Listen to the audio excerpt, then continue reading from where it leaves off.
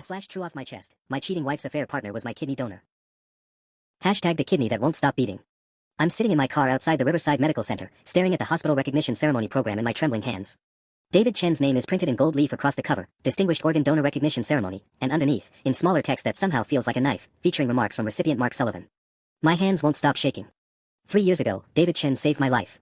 He gave me one of his kidneys when my kidneys failed at 31, when I was facing dialysis 3 times a week for the rest of my life, when Sarah, my wife of 7 years, was watching me deteriorate like a ghost in our house. David didn't hesitate. He barely knew me. He was just some guy from Sarah's accounting firm who heard she was worried sick about her husband, and he walked into that hospital and offered a piece of himself to keep me alive.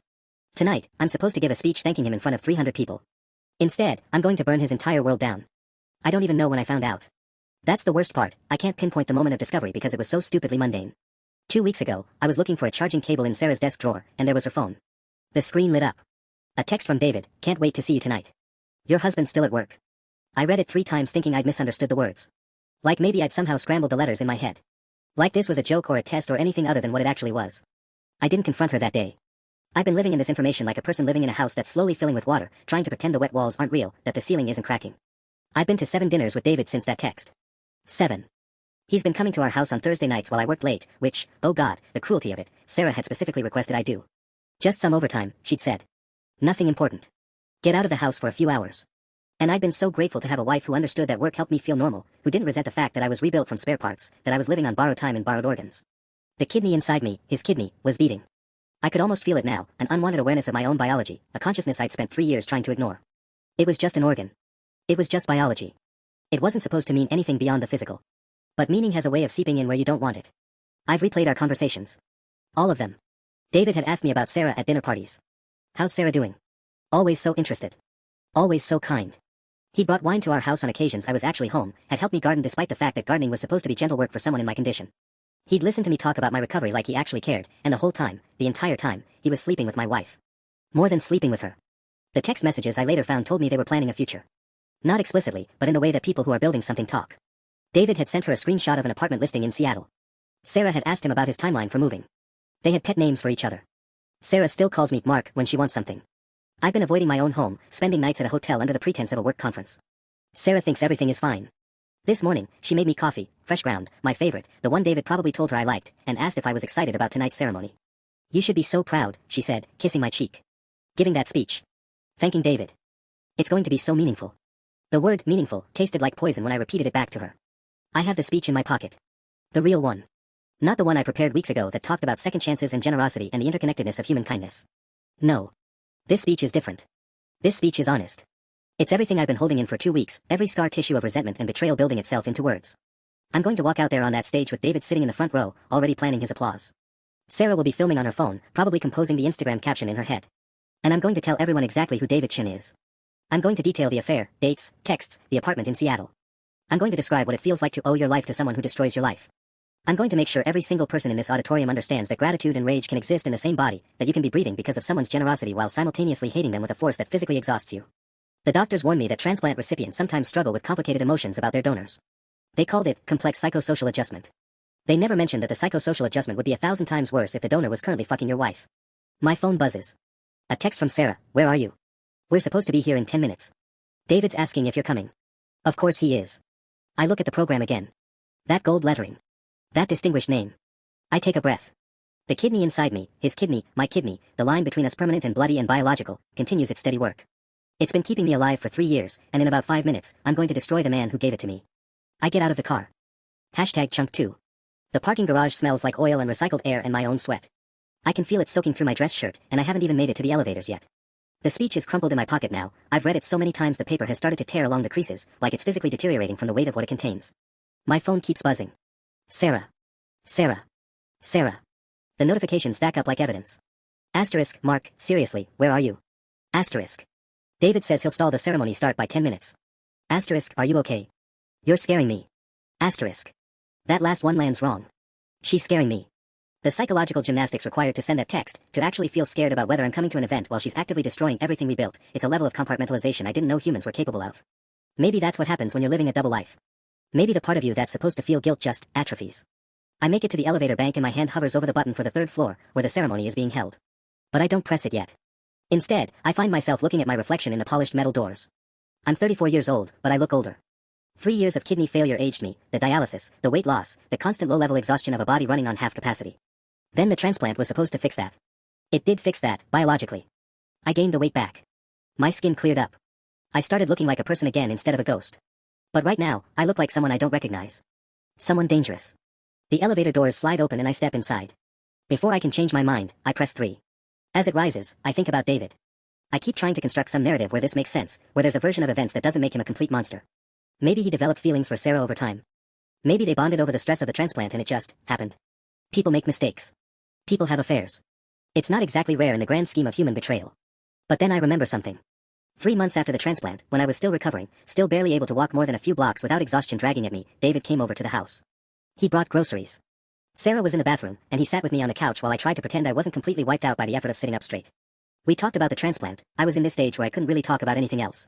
It was the center of my entire existence. I was scared, I told him. I remember this so clearly now. Before the surgery, the doctor explained all the rejection risks, the infection risks, the possibility that it might not work at all. And I was terrified. Not for me, really. I was so tired of dialysis I would have taken almost any risk. But I was terrified of what it would mean for Sarah. What if something went wrong? What if you got hurt? I felt like I was asking you to possibly sacrifice your health for me. And David, this perfect, noble David, he put his hand on my shoulder and said, the only thing that would hurt me is if you didn't live your best life after this. That's all I need in return. Just promise me you'll live. I promised him. I meant it completely. The elevator dings. 3rd floor.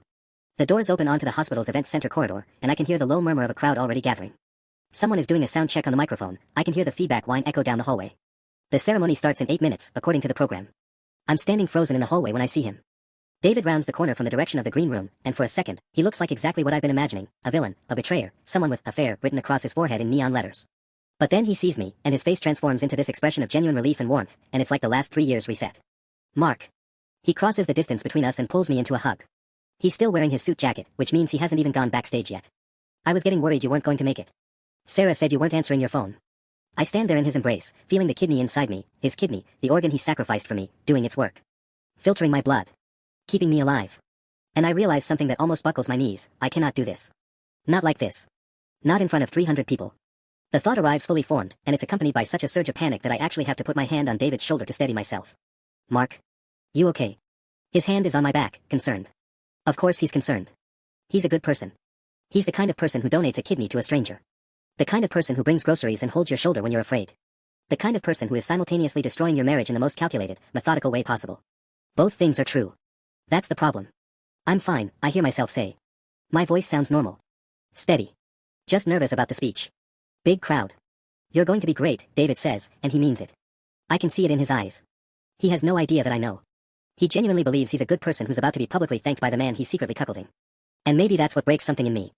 Not rage I could work with. Rage I could channel into that speech. But this? This combination of genuine affection and genuine betrayal, all wrapped up in the same person, the same body that shares a biological component with me. This might actually destroy me. Come on, David says, guiding me toward the green room. Sarah's in there. We should probably do a final check-in before you go on. I let him lead me. And as I walk down the hallway with the man whose kidney is beating inside my body, the man who's sleeping with my wife, the man I'm supposed to thank in front of 300 people, I realize I have no idea what I'm going to say. The speech in my pocket suddenly feels like it was written by a different person. A simpler version of me who thought rage would be enough. Chunk 3. The green room is smaller than I expected. It's painted this institutional beige that reminds me of the dialysis center, those fluorescent lights, that same smell of recycled air and floor cleaner. Sarah is sitting in one of those uncomfortable upholstered chairs, scrolling through her phone, and when she sees me, her whole face does this complicated thing where relief and guilt war with each other for dominance. Mark. She stands up, and I notice her hands are shaking slightly as she smooths down her dress. Navy blue. The same dress she wore to my cousin's wedding last year. Thank God. I was so worried. I'm here, I say flatly. Ready for the big moment. My tone lands wrong, and I watch her register it. Her eyes narrow just slightly, searching my face like she's trying to decode something. David is still standing beside me, and I can feel the weight of his presence, literal, physical, impossible to ignore. He's talking to one of the hospital administrators about the ceremony order, pointing at something on a clipboard. He looks completely at ease. Completely innocent. Sarah crosses the room and lowers her voice. Are you okay? You seem. Fine, I cut her off. Just need some water. The lie lands smoothly enough that she almost believes it. But I can see the doubt still flickering in her eyes. She knows something is wrong. Maybe not what, but something has shifted in my gravitational field, and she's sensitive enough to feel it. David finishes his conversation with the administrator and turns back to us. They're going to introduce Mark first, let him read the speech, and then I'll do a brief remarks section afterward. The whole thing should be about 30 minutes, and then we're heading to the reception in the main ballroom. He's looking at Sarah when he says this last part, and there's something in that look, something proprietary, something intimate, that makes my vision go slightly red at the edges. I excuse myself to the bathroom. The single-stall bathroom is mercifully empty, and I lock the door and lean against it, trying to regulate my breathing. The mirror shows me that dangerous reflection again, the version of me that looks like he's about to do something catastrophic. I splash cold water on my face, and it doesn't help. Nothing helps. The speech in my pocket feels like a live grenade now. My phone buzzes. A text from an unknown number, *Mark, this is Dr. Chen. The hospital records show abnormal enzyme levels in your last blood work. Can you call me back? It's important. Of all the times. Of all the possible moments for something medical to intrude, it's now. I text back that I'm in the middle of something and will call Monday. The normalcy of it, the reminder that my body is still a thing that requires monitoring, that there are still biological systems outside of this immediate emotional catastrophe that continue to function, makes everything feel slightly more surreal. When I emerge from the bathroom, I find David alone in the green room. Sarah has apparently gone to use the facilities. He's checking his phone, and when he looks up at me, there's this moment where something flickers across his face. Uncertainty. Guilt. Or am I just projecting now, seeing what I want to see? Hey, man, he says, and his voice is soft. Genuine. I know this is a big day. I appreciate you being here. I know it might feel weird, given everything. The casual mention of everything throws me. Does he know I know? Is this some kind of test? What do you mean? I ask carefully. Just that it's been 3 years, he says. The transplant is old news now, medically speaking. You've moved on. Built a life. Had time to process. But for me, today is still. He pauses, searching for the word. It's still significant. Having you here, having you willing to speak, it matters. I feel something in my chest crack slightly. Because he's right. 3 years ago, this moment mattered differently. It was about gratitude and second chances and the miracle of modern medicine. It was about a man who gave part of himself so that another man could live. It was a beautiful story. Everyone loves that story. Now the story has a different ending. David, I start, and my voice sounds strange to my own ears. Do you ever think about what you're going to do with the rest of your life? He looks confused. That's kind of a big philosophical question right now. I'm serious. Like, where do you see yourself in 5 years? 10. He leans back in his chair, studying me. I don't know. Same stuff, probably. Work. Family. Living a life I can be proud of. The last part lands like a punch. Can you? I ask. Be proud of your life. His expression shifts now. There's definitely something there, some awareness that this conversation is happening on a deeper level than the surface words suggest. Mark, are you sure you're okay? You're starting to worry me. Everyone keeps asking me that, I say. But no one's actually asked what I want. What I need. What it feels like to be me right now. He sits forward. Then tell me. What do you need? And that's the question, isn't it? Because I need so many contradictory things that it's impossible to articulate. I need to blow up his life. I need to thank him for saving mine. I need to understand how he could do both things, be capable of genuine generosity and genuine betrayal simultaneously. I need to stop feeling like his kidney is a live wire inside my body, conducting electricity that isn't mine. Before I can answer, Sarah comes back into the room. She's got her purse with her, and she's looking between David and me with this expression of barely contained anxiety. They're asking if we're ready, she says. It's 2 minutes to start. David stands up, and he extends his hand to me. For a second, I don't know if he's offering a handshake or a hug. But when I take it, he pulls me into an embrace, and I feel it again, that biological reality of his kidney, doing its work inside me, indifferent to my emotional turmoil. Thank you, he says quietly. For everything. For this moment. For giving me a chance to do something good. I step back from the embrace and look at him. Really look at him. He's still a good person. That hasn't changed. He's just also a bad person now. Both things are true, and I have to figure out how to exist in that contradiction. You're welcome, I hear myself say. And then we're walking toward the auditorium, toward the stage, toward whatever comes next. Chunk 4. The auditorium is exactly what I expected, all dark wood and good acoustics, the kind of space designed to make people feel important. There are easily 300 people here, maybe more. I can see David's family in the front row, his mother in a burgundy dress, his father next to her with that expression of quiet pride that fathers have when their sons are about to be publicly celebrated. I wonder if they know. I wonder if they'd care. The hospital director is at the podium, giving some opening remarks about the gift of organ donation and the heroism of people like David. The words wash over me in a generic tide of uplift and inspiration. It's all true, technically. It's just also completely false. That's the thing about narrative, it's so easy to curate which truths you include. Sarah is sitting 3 rows behind me, and I can feel her watching. I haven't looked at her since we walked in, but I'm acutely aware of her presence the way you're aware of a smoke detector after you've started a small fire. She knows something is wrong. The question is whether she knows what. The director finishes his introduction and looks toward the wings where I'm standing backstage. This is it. This is the moment where I'm supposed to walk out there and read the speech I wrote 3 weeks ago, the one about second chances and miracles and the unbreakable bond between a donor and a recipient. I've revised it approximately 400 times since Tuesday. My palms are sweating. Actually sweating. I can feel the dampness on my hands, and I'm suddenly grateful that I at least planned to walk up there without shaking someone's hand or needing to grip the podium too hard. Small mercies. I step out into the lights, and the applause hits me like a physical thing. It's warm and genuine and completely incongruous with the bomb I'm about to detonate. The audience doesn't know what they're about to witness. They think they're here to see a heartwarming story. They're actually here to watch a man choose between 2 impossible versions of his own life. I reach the podium and look out at the sea of faces. David is watching from the side stage, his expression open and hopeful. His parents are beaming. Sarah has her hands folded in her lap, and her jaw is tight with tension.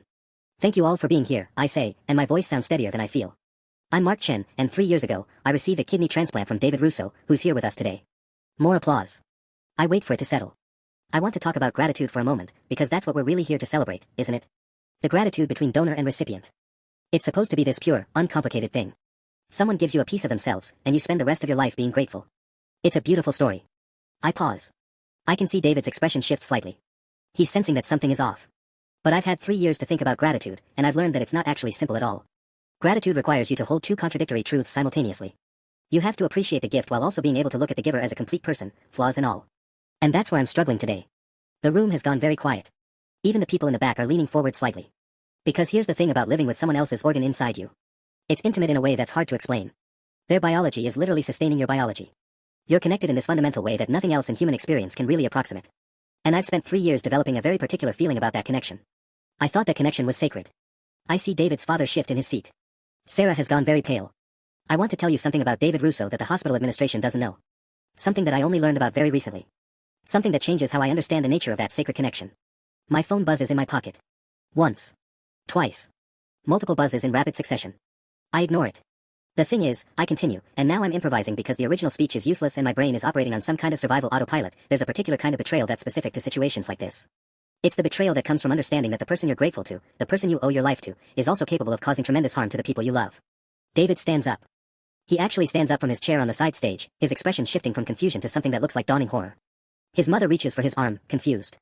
I learned this week, I say, speaking faster now because I can feel the moment slipping away from me, that gratitude and rage can exist in the exact same space.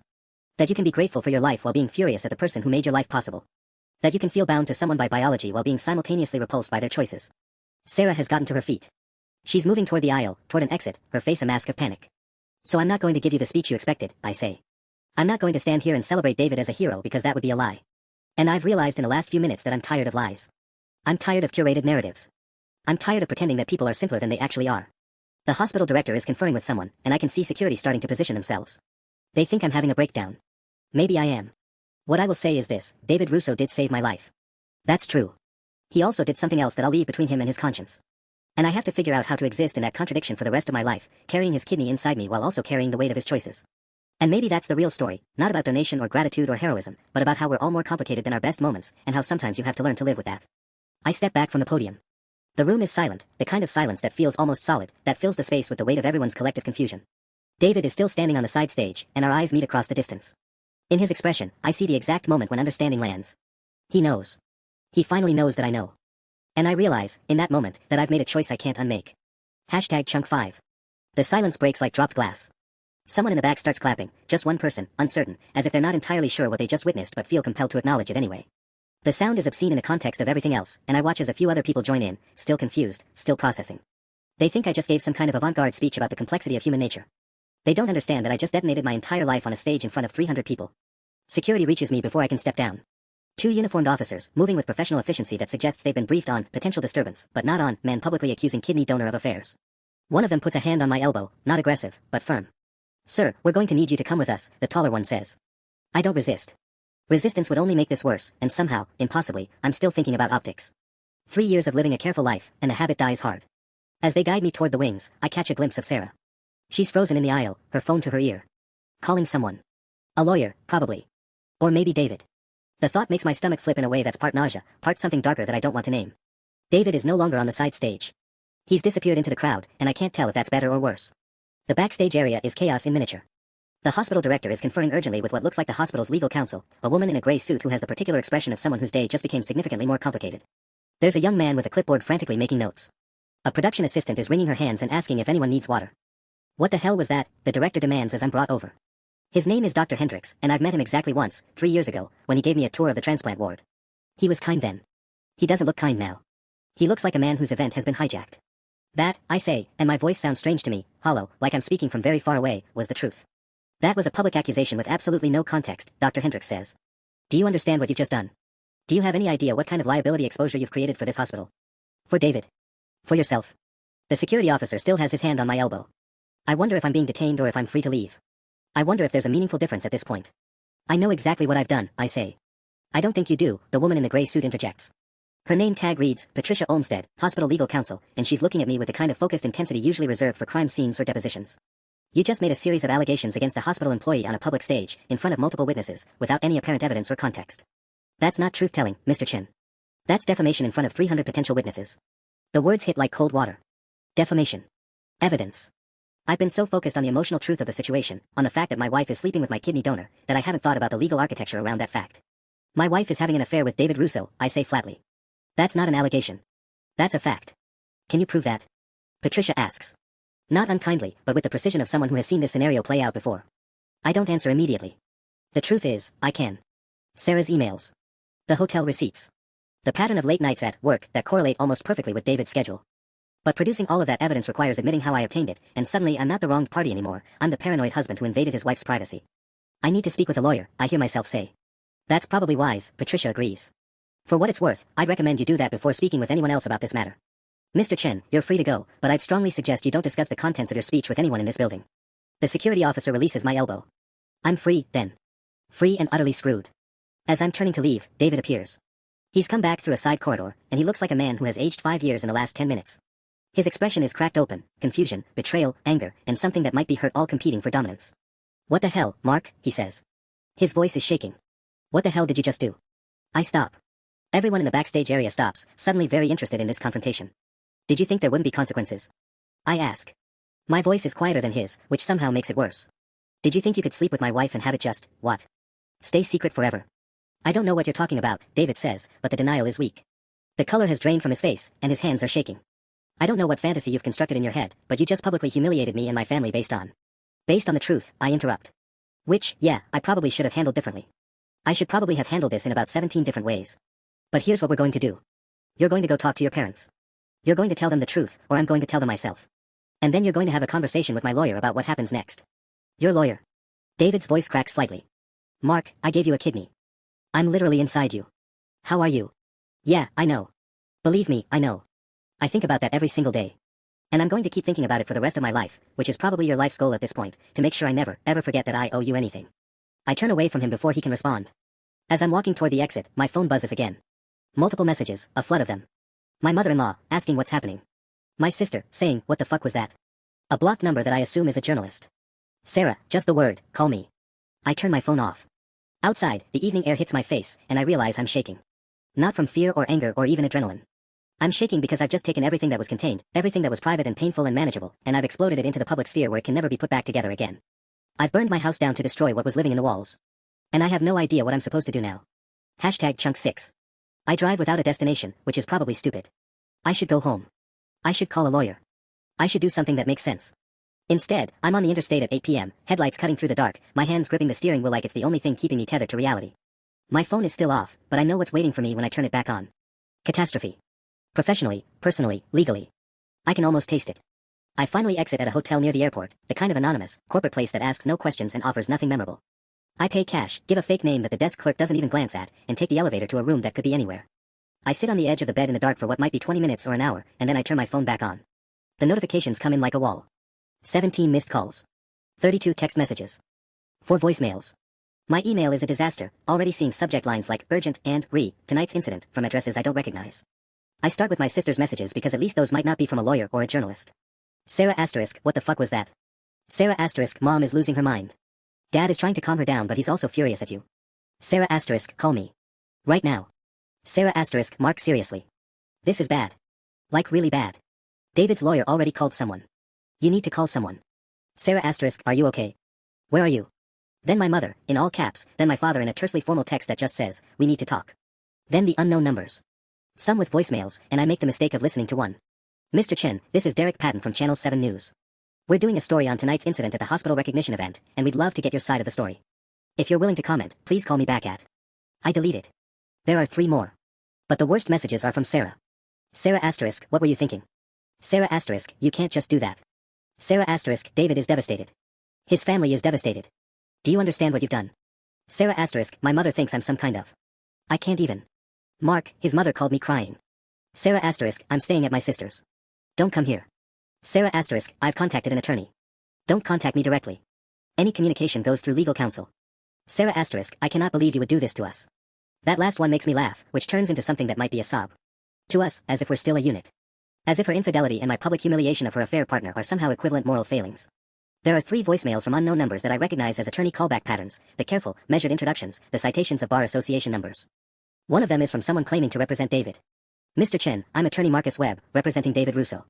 My client has been deeply harmed by tonight's public accusations, and we're prepared to discuss the defamation suit my client is considering filing unless we can reach a resolution regarding your false statements. Please contact me at your earliest convenience. False statements. Right. Because the truth doesn't matter if it's complicated. I should be panicking. This is the moment where a reasonable person panics, when lawyers are calling, when a journalist has your number, when you've publicly destroyed a man's reputation and marriage while that man literally has a piece of your biological machinery inside his body. Instead, I feel oddly calm. Like the worst has already happened, and I'm just watching the consequences ripple outward. My phone buzzes with a new text. This one is from a number I recognize, David's mother's. I've met her 3 times. She's always been pleasant, in that distant way in-laws are when they don't really know you. Unknown *, Mark, I don't know what you think you've accomplished tonight, but you've destroyed a good man's reputation on lies. David has spent the last 3 years being your hero, and this is how you repay him. I hope whatever satisfaction you got from that was worth it. I don't respond. What could I possibly say? The next one comes 10 minutes later, from a different number, and this one makes my stomach drop. Unknown *, Hi Mark, this is Dr. Patterson at Mercy Medical. I'm the head of the transplant program. We need to discuss some serious concerns regarding your conduct tonight and how it may affect your ongoing medical care and immunosuppression protocol. Can you please call the office first thing tomorrow morning? This one stops me. I hadn't thought about this angle. I hadn't thought about much, clearly. But the hospital is my lifeline. They monitor my kidney function. They manage my medications. They keep me alive. What if they won't? What if what I did tonight was so egregious that they decide I'm too much of a liability? Patients don't usually sue hospitals for refusing to treat them, but I could be about to become a test case. I search my phone for the name. Dr. Patterson. 20-year veteran of transplant surgery. Published researcher. Reputation in the field. And apparently, now, the person who decides whether they continue my post-transplant care. I want to call him back immediately. I want to explain. I want to make him understand that I had a legitimate grievance, that David's affair with Sarah was real, that I wasn't just some unstable guy with a vendetta. But I also know that anything I say right now, without a lawyer present, could be used against me. That's the trap I'm in now. The moment you need to explain yourself to authority figures, you need a lawyer. And I don't have one. I pull up my contacts and find the number for Gerald Chen, no relation, but he handled my last tax audit. He's a CPA, not a lawyer, but he might know someone. I nearly dial it, then remember that it's almost 9 p.m. on a Friday night. Gerald can wait until Monday. Everything can probably wait until Monday. Except it can't. It absolutely cannot. I lie back on the hotel bed and stare at the ceiling, which is textured in that way that hotels use to hide water damage. Somewhere in this city, David is probably also lying in bed, processing what happened. Sarah is at her sister's house, probably crying or raging or both. My parents are arguing about whose fault this is. And in a transplant program office, someone is making notes about what to do with the difficult patient who just turned his donor into a symbol of betrayal. My phone buzzes again, and I don't answer it. #chunk7. I don't sleep. I try, around midnight, but my brain won't shut off. Every time I close my eyes, I see David's face in that moment after I finished speaking, the color draining from it like someone had pulled a plug. I see Sarah's expression shifting from confusion to horror to something worse, calculation. The moment she realized what was happening and that there was no stopping it. At 3 a.m., I get up and shower in the hotel bathroom, standing under water that's just slightly too hot until my skin turns red. I watch the steam fog up the mirror and think about how David is probably not showering right now. David is probably calling lawyers, or his mother is calling lawyers, or both. David is probably doing the thing that innocent people do when they're accused, getting angry about the unfairness of it all. Except he's not innocent. That's what keeps cycling through my head. That's the one thing that's actually true in all of this wreckage. David slept with my wife. David lied by omission every single time he saw me, every single time I thanked him, every single time I introduced him to people at work or at church or at the grocery store and said, "This is David." He gave me a kidney. Like he was a saint. Like he was a good man. The good man slept with my wife for over a year. I get out of the shower and sit on the edge of the bathtub in my underwear, dripping onto the tile. My phone is on the bathroom counter, and I've been checking it compulsively. There's a text from a number I don't recognize that came in at 1:47 a.m. Mr. Chen, regarding the defamation matter, we have a settlement figure we believe you'll find reasonable. Call my office during business hours Monday. Settlement. As if this is a business negotiation. As if what happened tonight can be quantified and resolved with a check. My phone buzzes again. This time it's my brother, Daniel. He's the only one of my siblings who hasn't called yet, and I realized why when I see his message. Mom called me crying. She said you destroyed a man's life in front of hundreds of people. She said you're having a mental breakdown. Is this true? Are you okay? I stare at that message for a long time. Am I okay? That's such a fundamentally stupid question that it almost makes me laugh. No. Obviously not. I'm sitting in a hotel bathroom in my underwear at 4 in the morning, having turned my life into a disaster that probably can't be unspun, and there's an organ inside my body that came from a man I now hate with a burning intensity that scares me. I text back, "I'm fine. I'll call you tomorrow." It's a lie, but it's the kind of lie that maintains the basic social contract. It's the kind of lie that says I'm still a person capable of having normal human interactions. It's a lie I'm not sure I can keep selling. By 5 a.m., I'm on my laptop, the hotel has decent Wi-Fi, apparently, and I'm doing something stupid. I'm Googling myself. Mark Chen and kidney and hospital incident and David Russo. The news hasn't picked up the story yet, but I can see the seeds of it forming. A tweet from someone who was at the event, their account verified with some kind of blue check mark that means their opinion counts for more, just witnessed something absolutely insane at Mercy Medical. A guy got up during a donor recognition ceremony and basically accused his wife's coworker of having an affair with her. In front of his whole family. It was wild. It already has 47 retweets. There's another account that's connected to the first, someone claiming to be a hospital employee, though they're being careful about it. HIPAA prevents me from commenting on specifics, but can confirm something went down tonight. The donor community is furious.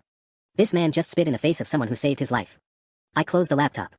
This is the part they don't tell you about the internet age. Everyone gets to participate in your destruction. Everyone gets a voice in deciding whether you're a victim or a villain, and they get to vote with retweets and shares and angry comments. I've become a story. A cautionary tale.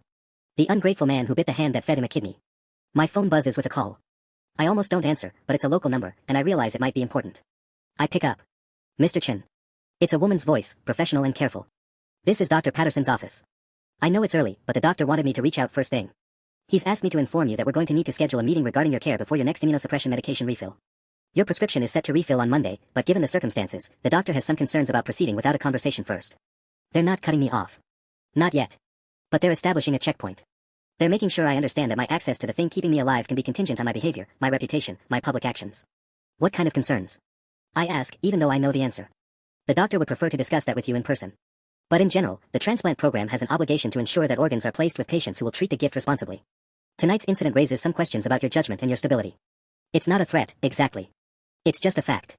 A reality I never considered when I was planning my speech, never thought about when I was standing at that podium. I can meet with him today, I say quickly. I can come in this afternoon. There's a pause. The doctor is actually in surgery most of today, but he has some time tomorrow morning. 9 a.m. Can you make that? Yes. Absolutely. I'll be there. Please bring your insurance information and photo ID. And Mr. Chen. The doctor just wants me to say that he's known David Russo for a long time. They work together. So he'll be approaching this meeting with a full understanding of all the complications involved. She hangs up, and I'm left sitting in the dark of a hotel room, understanding exactly what she meant. Dr. Patterson knows David.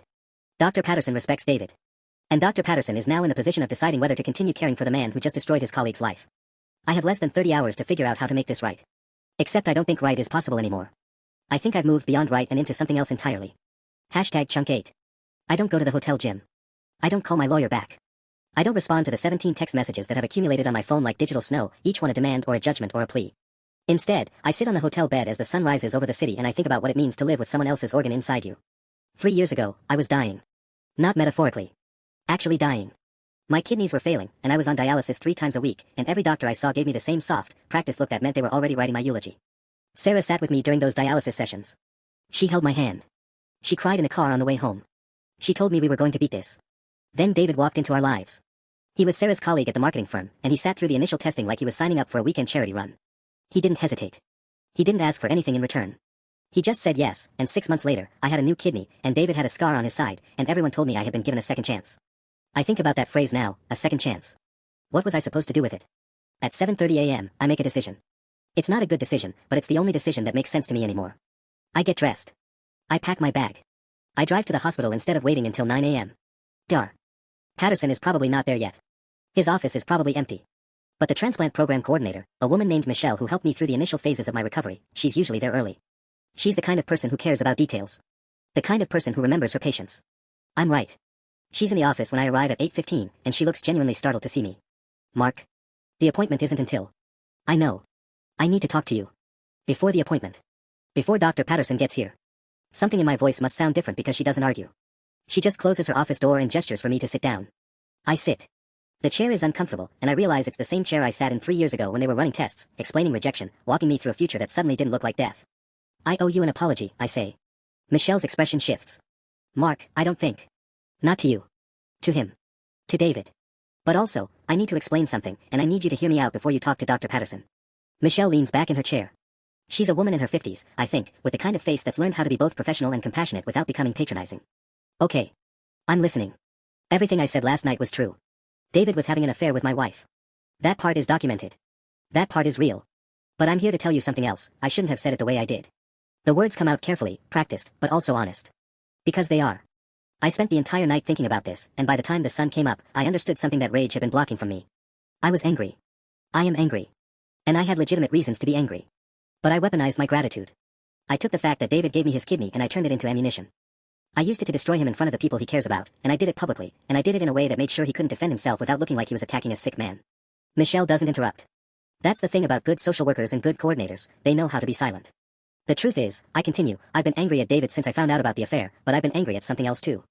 I've been angry at the fact that he gets to be the complicated person, the good person who did a good thing and also a bad person who did bad things. And I don't know how to be grateful to someone I'm also supposed to hate. So I tried to simplify it. I tried to make him just the bad thing. I look at Michelle directly. But that's not fair. That's not honest. And it's not how the world actually works. What are you saying? Michelle asks carefully. I'm saying that I still want to pursue this with my marriage.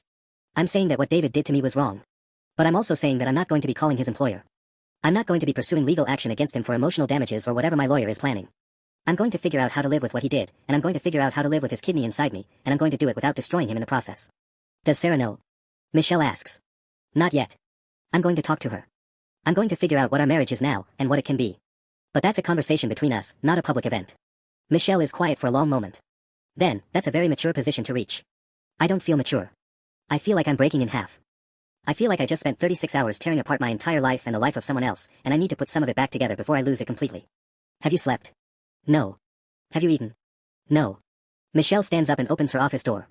She comes back 5 minutes later with a granola bar and a bottle of water from the break room. Eat this. Drink this. Then I'm going to call Dr. Patterson and tell him that you're here and that you want to have a conversation about your care and your mental health. I eat the granola bar. It tastes like cardboard and survival. Dr. Patterson arrives 20 minutes later, and he looks exactly like what I expected, a man who was told his colleague had been publicly humiliated, and who came in ready to have a difficult conversation. But something changes when I talk to him. Not everything, he's still guarded, still professional, but something softens around his eyes.